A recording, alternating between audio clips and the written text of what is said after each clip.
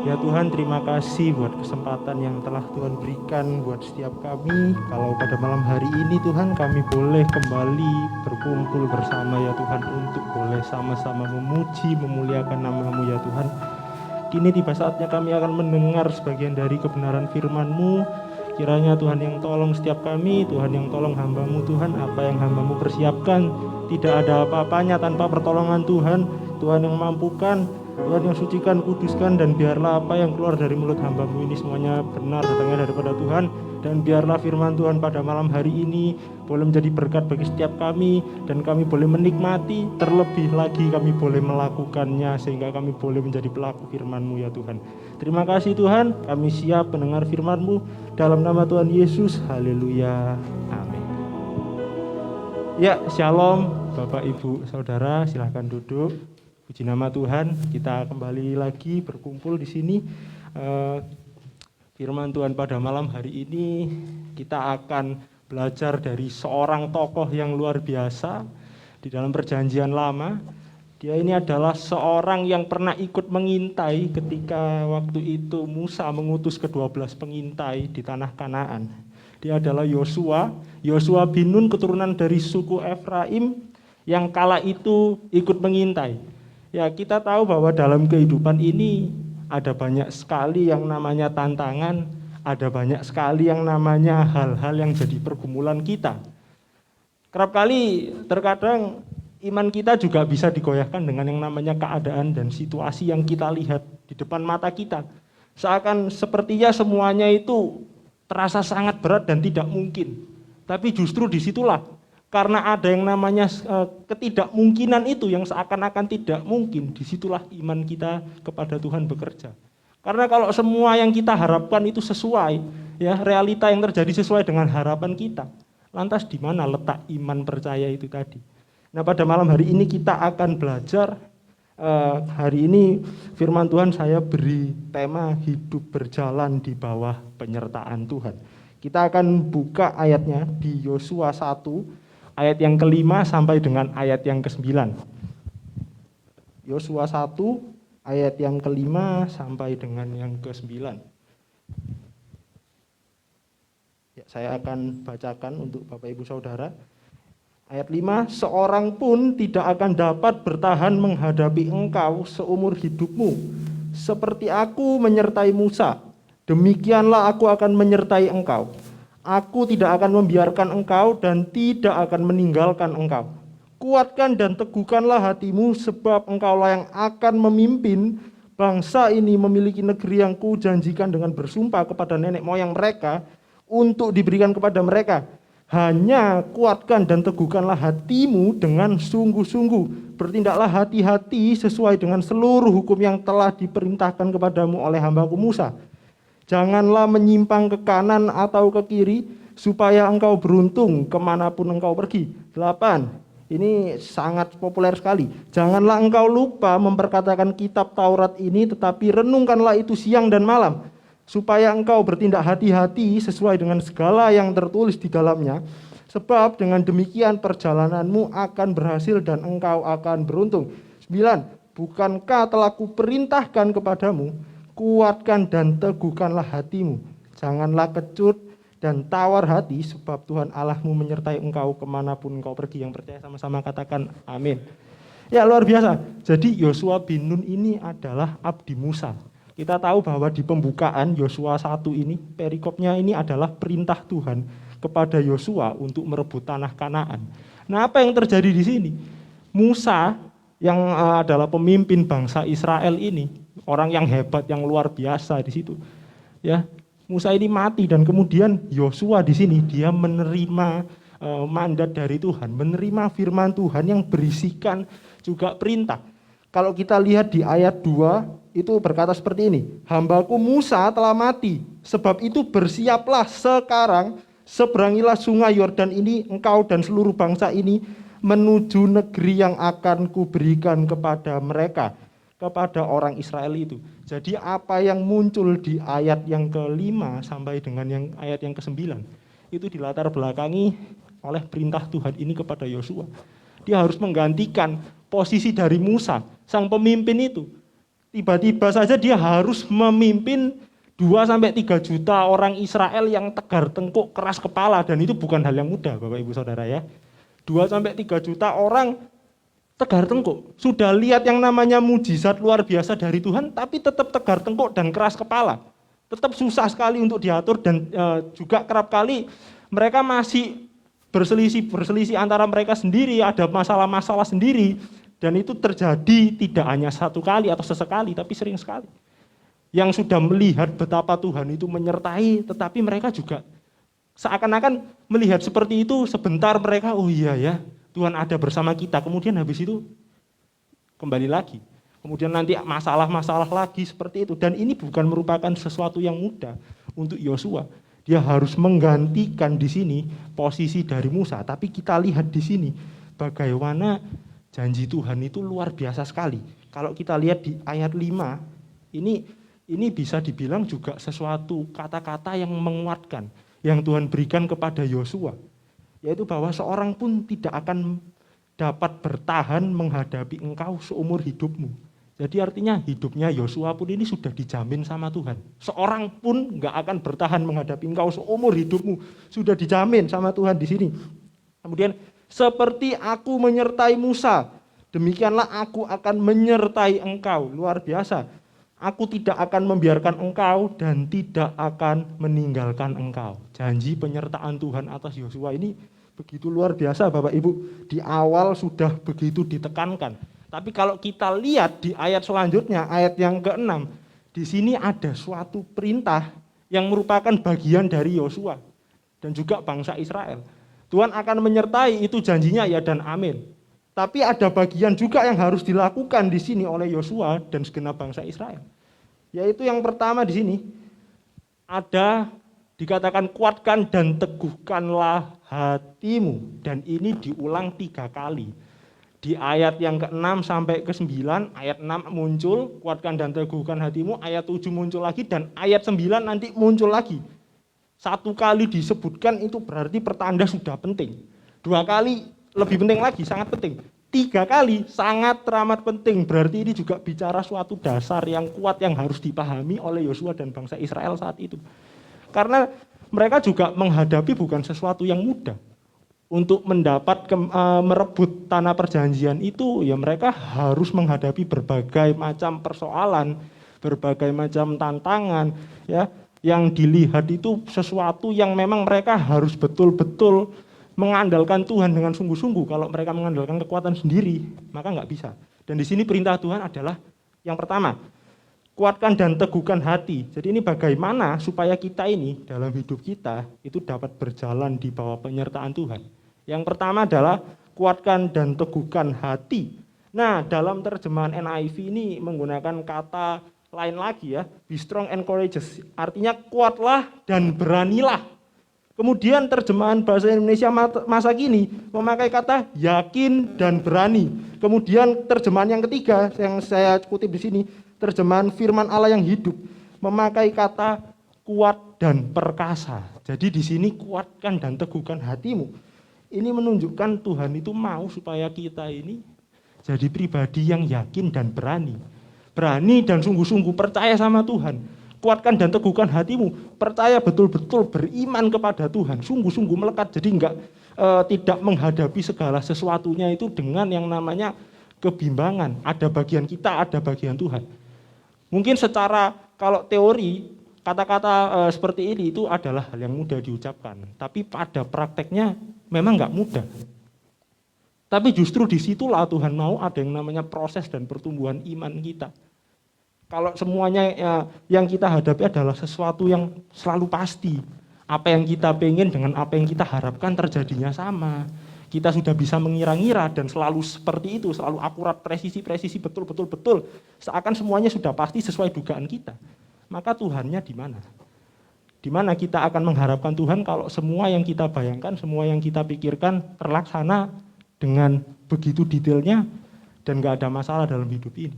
Tapi ternyata Tuhan itu suka yang namanya proses, tidak ada yang namanya instan. Tuhan gak suka dengan yang namanya instan, ada proses supaya jadi pribadi yang sungguh-sungguh berkenan. Kalau kita lihat di angkatannya Musa, mereka nggak masuk di tanah perjanjian loh Bapak Ibu. Yang ada masalah, nggak percaya sama Tuhan dengan sungguh-sungguh, nggak dapat mereka. Padahal itu janji Tuhan itu ya dan amin. Cuman yang jadi masalah dari sisi manusianya, sisi kitanya. Apakah kita itu sungguh-sungguh kita ketika melakukan, ketika kita berjalan, ya, ketika kita sungguh-sungguh berjalan ini menjalani kehidupan, apakah kita di situ tetap bisa kuat dan tetap bisa tahan dan tetap bisa berpegang teguh sama janjinya Tuhan. Maka itu tadi dikatakan kuatkan dan teguhkanlah hatimu. Itu bicara suatu yang dasar, hati. Karena kalau hati ini sudah loyo, sudah tawar hati, kalau kita baca di ayat 9, itu ada mengenai juga janganlah kecut dan tawar hati. Sebab Tuhan Allahmu menyertai engkau kemanapun engkau pergi. Ketika seseorang sudah tawar hati, sudah putus asa, maka seakan semuanya sudah berakhir. Dan itulah yang kadang-kadang juga terjadi dalam kehidupan kita, sadar atau enggak sadar. Menghadapi berbagai keadaan, kemudian kita menjadi tawar hati. Dan saya pun juga pernah yang namanya merasakan hal seperti itu. Sudah males ngapa-ngapain seakan-akan. Kayaknya udah enggak ada masa depan, kayaknya kok gini-gini aja. Seperti itu, nggak melihat sesuatu yang terjadi yang mengejutkan saya atau seperti apa, ekspektasi saya kok sepertinya nggak sesuai ya dengan apa yang saya harapkan. Yang terjadi kok nggak sesuai, banyak hal yang harus dilewati. Tapi Tuhan izinkan terjadi, karena ada bagian yang Tuhan mau untuk kita lakukan. Yaitu yang pertama adalah kuatkan dan teguhkan hatimu. Di ayat 5 dikatakan, di ayat 6 dikatakan, setelahnya adalah sebab engkaulah yang akan memimpin bangsa ini, memiliki negeri yang kujanjikan dengan bersumpah kepada nenek moyang mereka untuk diberikan kepada mereka. Di balik janji selalu ada perintah, dan di balik perintah ada janji Tuhan yang besar. Yang jadi masalah adalah ketika kita melakukan perintah, kadang-kadang di tengah-tengah kita melakukan di situ, kita lupa bahwa ada janji Tuhan yang begitu besar. Kita terlalu fokus sama yang namanya masalah itu tadi. Sehingga kita nggak bisa melihat yang namanya janji Tuhan yang begitu besar sekali, yang kita nggak bisa pikirkan. Kita nggak bisa menerka-nerka bagaimana nanti itu akan terjadi dengan sangat luar biasa dalam hidup kita. Karena rancangan Tuhan, rancangan yang damai sejahtera, bukan rancangan kecelakaan. Terkadang yang membuat kita sendiri jatuh adalah karena kita berusaha untuk menerka-nerka sendiri dengan kemampuan kita, dan kita nggak dapat itu. Dan ketika kita jalani perintah Tuhan, kita menghidupi kehidupan kita, kemudian realita yang terjadi nggak sesuai, banyak yang nggak sesuainya, dan itu yang akhirnya jadi juga sesuatu yang mematahkan semangat kita, mematahkan iman kita sama Tuhan. Tapi firman Tuhan ingatkan kita untuk kuatkan dan teguhkan hati. Kemudian kalau kita lihat di ayat yang berikutnya, ayat yang ke-7, itu juga berkata lebih tegas lagi. Hanya kuatkan dan teguhkanlah hatimu dengan sungguh-sungguh. Ada tambahannya di yang bagian kedua. Dengan sungguh-sungguh. Berarti ada yang enggak dengan sungguh-sungguh juga. Ada versi sungguh-sungguh, ada versi enggak sungguh-sungguh. Sama-sama menguatkan dan meneguhkan hati, cuman yang satu versi sungguh-sungguh, yang satu versi enggak sungguh-sungguh. Dan itu pilihan kita. Kita mau menguatkan hati, meneguhkan hati dengan sungguh-sungguh, atau dengan nggak sungguh-sungguh. Nggak sungguh-sungguh artinya sebentar kita mengeluarkan hati, kemudian masalah datang, kemudian ya sudah nggak kuat lagi hatinya. Akhirnya terjebak dengan arus, terbawa arus dunia, akhirnya hidup seperti nggak ada harapan di dalam Tuhan.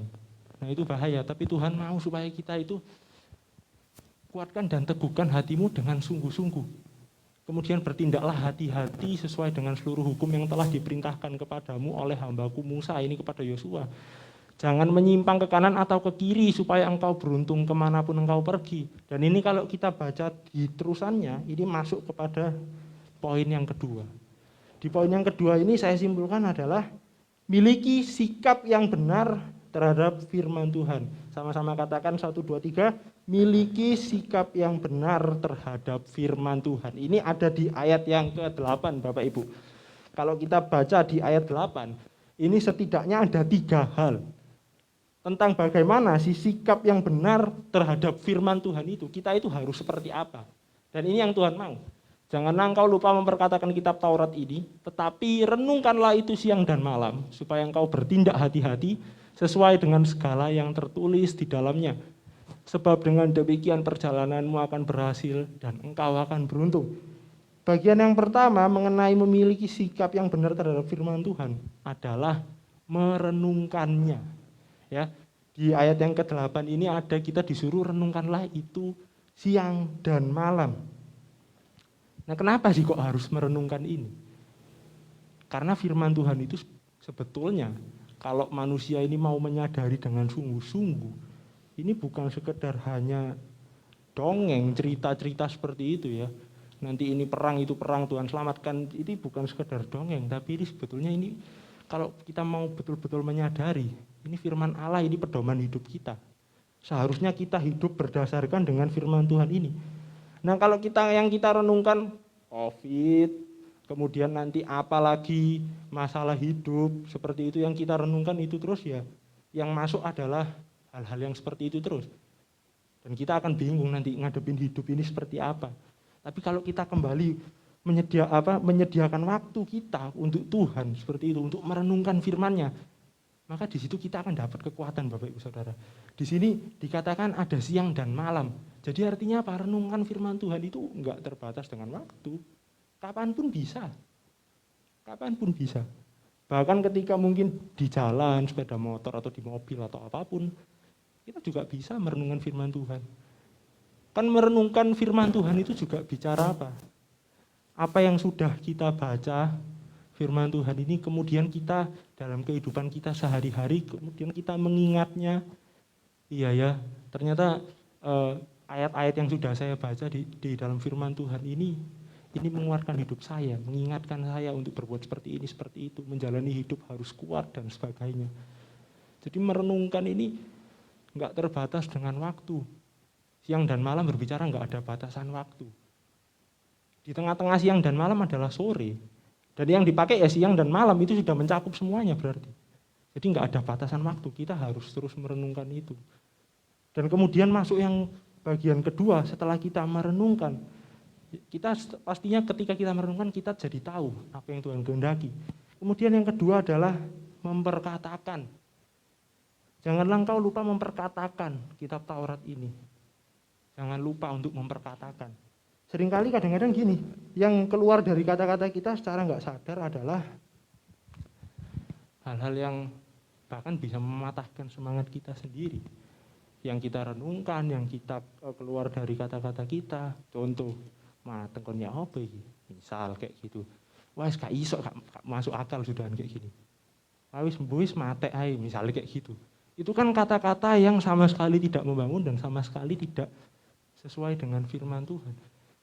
Dan sadar nggak sadar, alam bawah sadar kita, setidaknya saya pernah baca suatu penelitian, 55-88% dia mengatur di situ.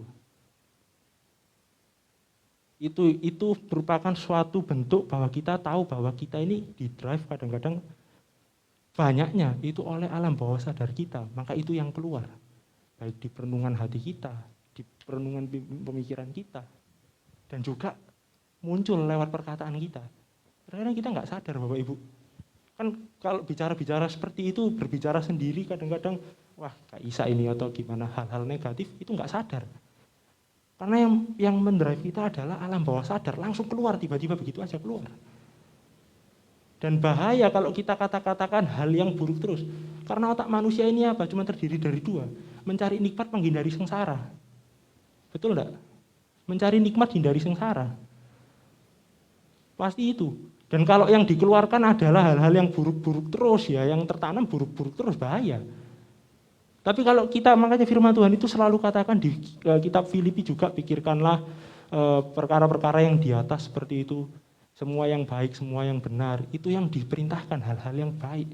Tapi jangan sampai yang keluar itu adalah hal-hal yang buruk. Ketika yang keluar adalah hal-hal yang buruk, kemudian pasti pikiran kita dikuasai sama yang namanya negativity. Dan itu berbahaya sekali Bapak Ibu. Ketika kita dengar firman Tuhan, yang keluar negatifnya duluan. Jadi kita nggak bisa betul-betul hidup di dalam firman Tuhan, tapi hidup dipengaruhi oleh pemikiran kita yang begitu negatif. Berbahaya. Kenyataan hidup jangan sampai dijadikan dasar hidup. Itu merupakan sesuatu hal yang harus kita betul-betul pahami. kenyataan hidup ini jangan dijadikan sebagai suatu dasar kehidupan kita, bahwa kehidupan kita akan terus seperti itu. Karena kelak saatnya kalau Tuhan mau angkat kita, angkat. Apa susahnya Tuhan angkat? Cuman yang jadi masalah sudah siap atau belumnya. Kalau sudah siap, sudah waktunya, diangkat pasti. Tapi kalau belum waktunya ya tunggu dulu. Dan saya banyak belajar juga belakangan ini tentang hal ini yang sedang saya sampaikan di sini. Kalau memang belum waktunya Tuhan angkat ya sudah. Sabar dulu. Timingnya yang terbaik buat kita Bapak Ibu. Dan ketika kita sudah betul-betul menyadari ini, renungkan dan perkatakan. Jangan sampai yang keluar dari perkataan kita ini adalah secara nggak sadar didrive oleh alam bawah sadar kita. Hal-hal yang buruk, hal-hal yang negatif seperti itu. Jangan sampai seperti itu. Kita harus senantiasa memperkatakan firman Tuhan. Dan yang bagian yang ketiga, bagian terakhir di sini adalah kita harus melakukan firman Tuhan. Di ayat 8, lanjutannya adalah supaya engkau bertindak hati-hati sesuai dengan segala yang tertulis di dalamnya. Sebab dengan demikian perjalananmu akan, apa Bapak Ibu Saudara? Berhasil dan engkau akan beruntung. Yang percaya katakan amin. Tapi ada bagian kita. Kalau baca bagian terakhirnya enak, setelah koma itu, sebab dengan demikian perjalananmu akan berhasil dan engkau akan beruntung. Yes, amin. Dahsyat, luar biasa. Tapi ternyata ada bagian kita juga. Kalau yang diklaim cuma belakangnya tok, nanti jadinya mikirnya gini, ikut Tuhan pasti perjalananku berhasil dan beruntung. Ikut Tuhan sama jadi pelaku firman itu kadang bisa beda tipis loh Bapak Ibu. Datang ke gereja sama lakukan firman beda tipis kadang-kadang. Lakukan firman itu kan berarti perintah-perintah Tuhan ini. Nah, sudahkah kita melakukan sungguh-sungguh firman Tuhan? Apakah kita masih belum sungguh-sungguh melakukan itu, ataukah kita sudah melakukan firman Tuhan itu dengan sungguh-sungguh? Itu yang akan menentukan jalan hidup kita. Ketika kita sudah merenungkan, memperkatakan, kemudian kita melakukan, maka janji Tuhan di sini adalah sebab dengan demikian perjalananmu akan berhasil dan engkau akan beruntung. Jadi percaya sungguh-sungguh bahwa firman Tuhan ini bukan Tuhan cuman iseng asal ngomong kayak gitu ya. Kemudian dia enggak tepati, enggak kayak begitu. Apa yang Tuhan sudah katakan itu harus dia lakukan. Karena kita kembali lagi kepada sifat Allah. Dia maha kudus, dia maha suci. Kalau dia sudah berkata, dia akan lakukan. Dia maha kuasa untuk melakukan segala firman yang sudah dia sampaikan. Yang sudah keluar dari mulutnya, dia maha kuasa untuk melakukan itu. Tapi terkadang kita terlalu mengukur kemahakuasaan Tuhan itu untuk melakukan firman-Nya itu dalam kehidupan kita. Dan terkadang kita terlalu sibuk untuk mencari jalan sendiri. Dan di saat kita sudah mulai bingung dengan bagaimana kita harus melangkah, disitulah kita sadar bahwa kita ini harus kembali kepada firman Tuhan, kembali kepada Tuhan lagi. Tidak untuk dipikir sendiri. Karena Tuhan itu sebetulnya kalau kita sadari, dia itu maha hadir Bapak Ibu. Ketika kita lagi di dalam betul-betul yang namanya lembah kekelaman, Mazmur Daud katakan seperti itu. Di situ pun Tuhan ada buat kita. Di situ pun Tuhan ada, nggak pernah ditinggalkan. Cuman yang jadi masalah, jangan sampai ketika Tuhan angkat kita lupa bahwa Tuhan itu juga ada sama kita. Kemudian jadi kita terlalu asik dengan diri kita sendiri, dengan kenikmatan yang sudah Tuhan berikan. Bisa diambil lagi. Jadi ketika kita dalam keadaan apapun, juga selalu ingat bahwa Tuhan itu selalu ada bersama dengan kita. Kita lakukan firman dengan sungguh-sungguh, ya, renungkan, perkatakan. Karena ketika kita memperkatakan, telinga kita mendengar. Ketika telinga kita mendengar, di situ otak kita menerima. Kita menjadi perenungan lagi. Siklusnya akan seperti itu. Kita setelah kita merenungkan, kemudian kita perkatakan, kita dengar lagi, kita akan renungkan lagi. Dan kalau itu diputar terus, itu akan jadi sesuatu yang betul-betul kita ingat di bawah alam bawah sadar kita. Dan ketika ada masalah, yang akan diingat adalah firman Tuhan. Bukan mateng kon, matek kon, bukan. Mungkin terkadang itu secara ini kita nggak sadar itu keluar. Tapi itu juga menjadi pertanda. Ketika itu keluar, berarti itu saatnya untuk kita betul-betul kembali kepada firman Tuhan. Kepada apa yang Tuhan janjikan pada kita. Ketika mungkin kita lagi dirundung masalah Bapak Ibu, saya nggak tahu apa yang menjadi pergumulan dan masalah Bapak Ibu Saudara di sini. Saya yakin di masa-masa seperti ini juga bukan masa-masa yang mudah buat kita semua. Seluruh dunia merasakan hal yang sama. Semuanya berusaha untuk mempertahankan hidupnya masing-masing, pekerjaannya masing-masing, segala tentang dirinya. Dan manusia menjadi akhirnya gimana caranya supaya dia bisa memenuhi itu dengan cara apapun. Yang frontal kan seperti itu Bapak Ibu. Tapi di sini percayalah, walau di masa-masa yang seperti ini pun bukan berarti Tuhan seakan-akan meninggalkan kita atau Tuhan pergi dari kita, enggak. Tuhan itu selalu ada buat kita. Tuhan itu selalu ada di sisi kita. Ia itu maha hadir. Ketika kita menyampaikan doa-doa kita, Tuhan dengar. Tuhan tahu apa yang kita pergumulkan. Bahkan sebelum kita mendoakan itu. Tapi kenapa kita harus tetap berdoa seperti itu kalau Tuhan maha tahu? Karena itu perintah Tuhan juga buat kita. Karena itu adalah komunikasi kita dengan Tuhan.